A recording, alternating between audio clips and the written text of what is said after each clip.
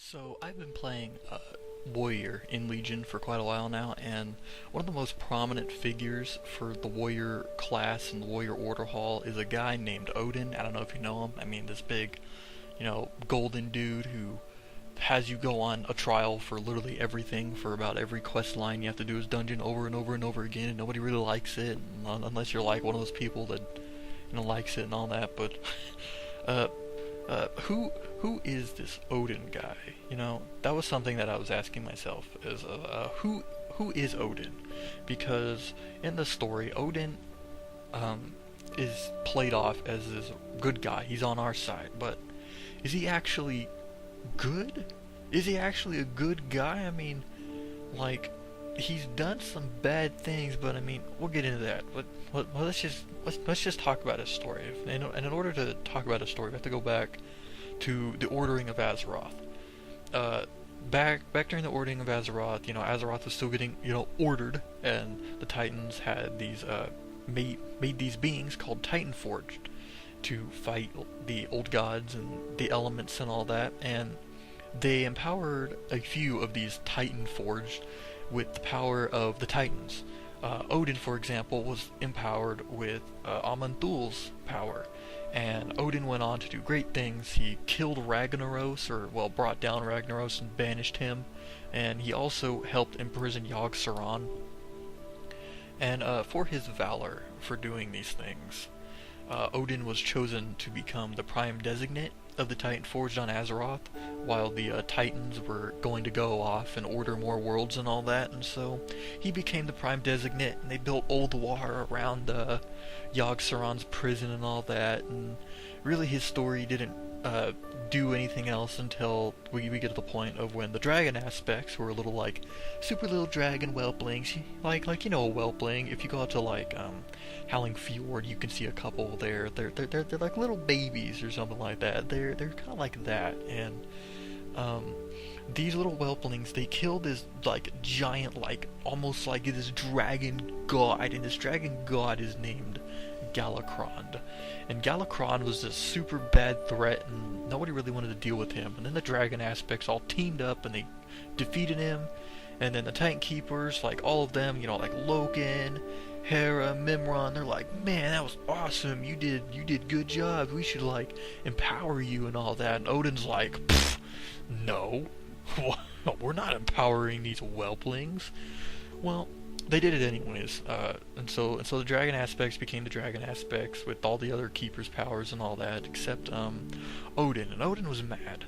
Odyn felt like he didn't have a place among Ulduar anymore and the keepers, because basically the keepers didn't even respond to his opinion. They're like, whatever, man, just get over it. And he's prime designate. He's supposed to be almost like the de facto leader of all the Titan Forged and everything, and they're not even listening to him. So Odin's pretty mad. So Odyn just leaves. He takes a piece of Ulduar and just breaks it off and pushes it up into the heavens and makes the Halls of Valor. Everybody knows the Halls of Valor. You have to do that damn dungeon literally 20 times a week, because God forbid Odyn give you anything because you've done that frickin' trial 20 million times. But anyways, he brought it up to the high heavens, and that's where it's been chilling ever since. And Odyn promised when he got it up there that any fallen Titanborn would be brought there, their spirits would be brought to the Halls of Valor when they die. So basically, it was almost like this world, Azeroth's version of Valhalla from the Nordic olden days and all that, like Valhalla and Sovereign Guard. If you've ever played Skyrim, it's kind of like the Sovereign Guard and all that. Great champions go up there when they die, and that's what Odyn was promising. It's just the thing is that Odyn didn't have the proper things to do it. He didn't have he couldn't do it himself. He needed to make something that would do this for him, and these things were called Valkyr. And Odyn needed someone to just volunteer and be the Valkyr, and he was asking around, and everybody was like, I'm not being a Valkyr, you're kidding me. And Helya's like, don't do this, Odyn. Come on, like you don't need to do this. We don't need to have that. And then Odyn, in response to Helia, made her the first Valkyr, and that made Helia very upset. She was very pissed at Odyn because she did not want to be a Valkyr, and now basically she was under Odyn's control. And if you don't know who Helia is Odyn's adopted daughter, but I'm pretty sure the lore Helia actually if it feels like she actually liked Odyn in like a sexual way, so like it was weird because like your adopted daughter like wants to fuck you, but like who knows, it's weird, weird whatever. And so Helia now hates Odyn because she is forced to go and like bring up these spirits and make more Valkyr, and eventually more Valkyrs start popping up, and they go about like bringing up these like spirits into the high heavens, and they become these like immortal like warriors called Valajar, and the Valajar are like Odyn's fighting force. And he made these Valajar because he didn't trust in the aspects to defend Azeroth. He wanted to be the one to defend Azeroth with his army, so you know he made them so that so the dragon aspects could become like irrelevant or something. And so after a while of going around, and Helia goes around and like makes like this army, and Odyn's chilling in the halls of valor. Helia is approached one day by good old scumbag Loken. Everybody knows Loken, freaking scumbag, but basically Loken manipulated Helia. He's like, hey, why don't you go, you know what Odyn did to you? Well, why don't you go and imprison him in the halls of valor so he can't even leave? How about that? And Helia agreed because Helia really hated Odyn at this point, so she just agreed and locked Odyn away. And then she went on to go make her sort of like version of the halls of valor called Helheim. And Helheim was where if you would die, all your spirits would go there. If I'm pretty sure this is how it works, but like if you die, you would go there, or you would be like forced to go there unless like a Valkyr were to like bring you up to the high heavens or something like that.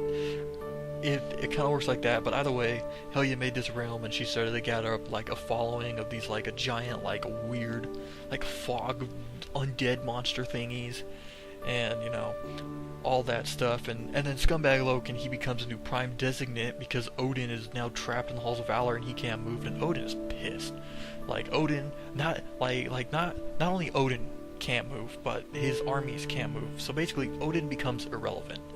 And it wasn't until Legion in this expansion, Legion, that we get to see more of Odyn's story, because Odyn was kind of just chilling in the halls of valor up until the point where the warrior character, if you play a warrior, would almost near death would be brought up to the halls of valor, and Odyn would be like, hey, you're pretty cool and all, and like you can actually like leave, like we can't actually leave, but you can, so like I'm gonna put you in charge. And so that's kind of how like the warriors become battle lord, is because Odyn can't leave, so he basically sends you out to do his bidding because you can leave.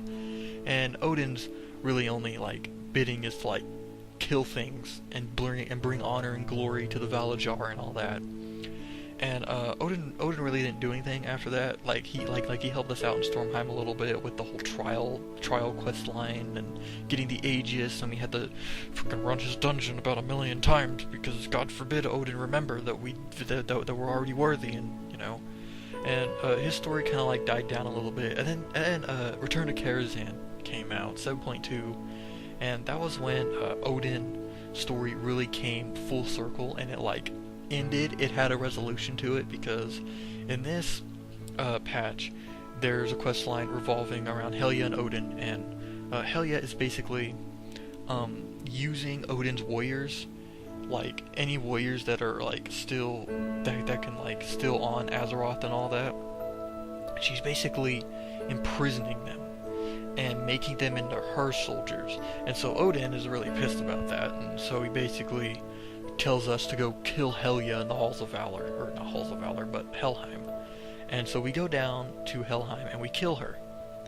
And then Odyn like once Helge is dead, Odyn is freed from his curse of, forever being stuck in the halls of valor, and so now he can leave freely, and he's grateful and all that. But really, the question, like, about Odyn is he actually good? Because well, he's on our side, so we automatically would think he's good, right? Well, I just told you a story. Many times in the past, Odyn has acted like he's very selfish.